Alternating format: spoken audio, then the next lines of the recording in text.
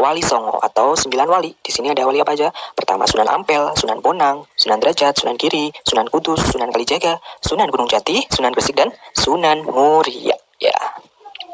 Oke, kita bahas pertama mengenai Sunan Ampel atau nama lainnya, yaitu nama aslinya adalah Raden Rahmat. Ya. Yaitu lahir di Cempa tahun 1401 Masehi. Nah, ini ya. Nah, Ampel di sini letaknya kalau sekarang itu adalah di mana? Surabaya. Nah, di sini ajaran Sunan Ampel yang terkenal adalah falsafah molimo. Artinya apa? Ora gelem atau tidak mau. Limo artinya perkara 5. Jadi maksud molimo ialah tidak mau melakukan perkara 5 yang terlarang apa saja. Tidak mau judi, tidak mau minuman yang berbahaya, minuman keras, atau menghisap candu, kemudian zina dan mencuri ya. Itu salah satu Sunan Ampel. Mesti sudah pernah ke sana ya. Oke. Yang kedua ada Sunan Bonang. Sunan Bonang itu nama aslinya adalah Mahdum Ibrahim. Ya, lahirnya tahun 1450 Masehi. Ya. Ini ajaran Sunan Bonang itu berusaha memajukan ajaran Ahlus Sunnah bergaya tasawuf dan garis salaf ortodoks yang disampaikan melalui media kesenian. Ya, ini ya.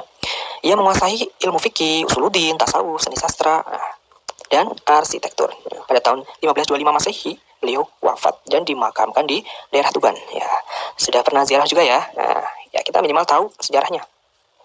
Kemudian, Sunan selanjutnya adalah Sunan Derajat. Nama asli beliau adalah Masih Munat, yang lahirnya 1470 Masehi.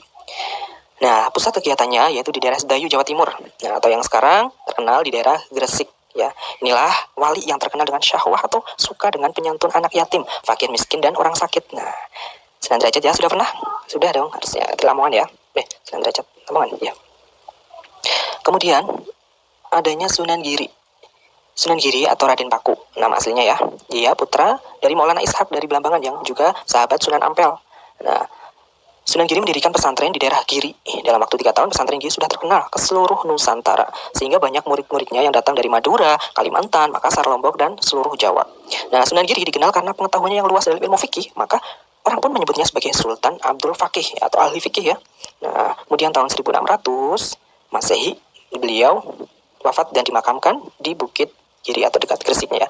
Sudah pernah juga ya kalian pasti ya. Ini adalah Sunan Giri. Selanjutnya adalah Sunan Kalijaga. Nah, ini yang tadi di awal pembelajaran ya. Nah, nama Sunan Kalijaga, nama beliau aslinya adalah Raden Jaka Said atau Mas Said ya.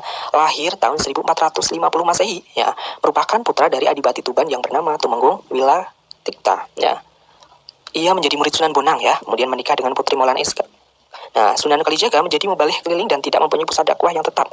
Dalam melaksanakan dakwahnya, Sunan Kalijaga menggunakan kesenian, ya tadi yang terkenal adalah wayang kulit sebagai medianya dan digemari oleh masyarakat.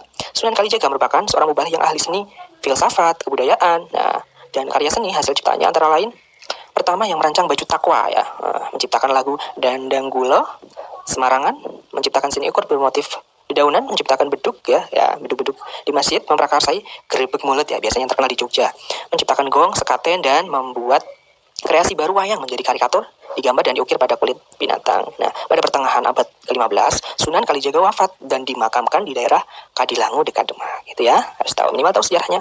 Nah, kalian pasti pernah ya, sudah pernah ziarah ke sana. Kemudian, Sunan Kudus, nama asli beliau adalah Jafar Shodiq ya, lahir 1400, Panglima Demak ya. Peninggalannya yang terkenal adalah Masjid Kudus ya, identik ya atau ikon dari Kudus ya. Tahun 1550 beliau wafat. Nah, Sunan Muria, ini yang terkenal juga ya di daerah Jawa Tengah, yaitu Raden Prawoto, nama asli beliau, atau Raden Umar Said. Raden Prawoto ya, betul. Ia merupakan putra dari Sunan Kalijaga dari istrinya yang bernama Dewi Sora. Dewi Sora adalah adik kandung dari Sunan Giri. Nah, pusatnya yaitu di daerah Gunung Giri ya, di atas ya.